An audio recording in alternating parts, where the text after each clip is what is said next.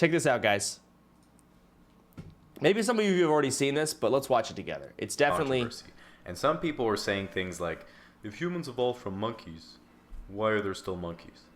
That isn't really true and isn't what evolution is about, but the fact that both are still around shows that neither is necessarily better than the other, and in fact both are completely viable builds with their own strengths and weaknesses. But it is true that in the current meta that not every class is equal, and it's important to recognize inherently over or underpowered classes and bring it to the attention of the dev. Starting at the bottom with the F tier, of course we have Pandas. Really just an extremely weak PvE class. Has the highest DPS versus bamboo out of any animal, but is weak against pretty much everything and has horrendous PvP. Learns to roll at an early level, but that's mostly useless outside of For Glory and Dark Souls. At the D tier we have ducks. Again, really, I don't know why ducks are alive. They can do everything, but they're really bad at all of it.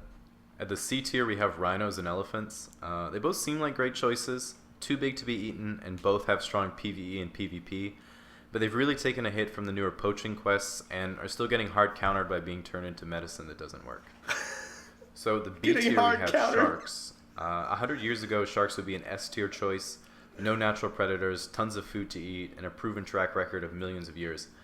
But with the new global warming balance update, they're kind of struggling. But maybe with future nerfs to the soup-making profession, we can see them make a comeback. Also with the B tier, we have eagles.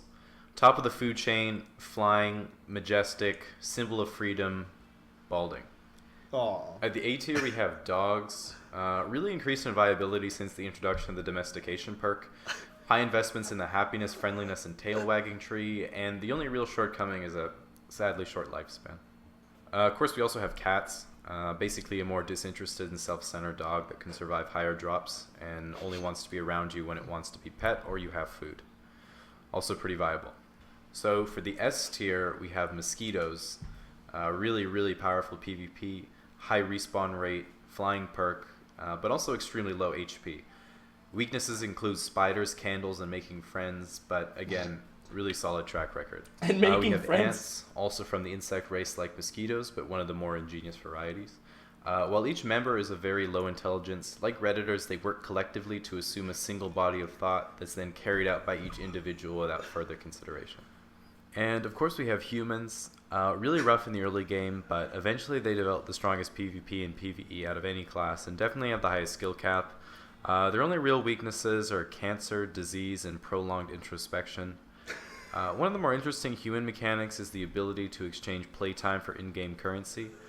Popular strategy is trying to accumulate as much money as possible for endgame so you can afford to do things you can't do anymore.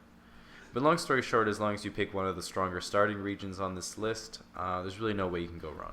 So that's pretty much how it stands at the moment. The list isn't complete, as you can obviously tell, but if you're wondering about any particular classes, you can leave a comment and I'll try to get back to you. And definitely watch out for some of the higher level human players like Elon Musk who are trying to find novel glitches to get out of the game world. And lastly, be sure to stay up to date with the upcoming global warming patch. Rumor says that penguins are still getting screwed in that one, but there should be buffs for Canada. There should be buffs for Canada. I love... Best video.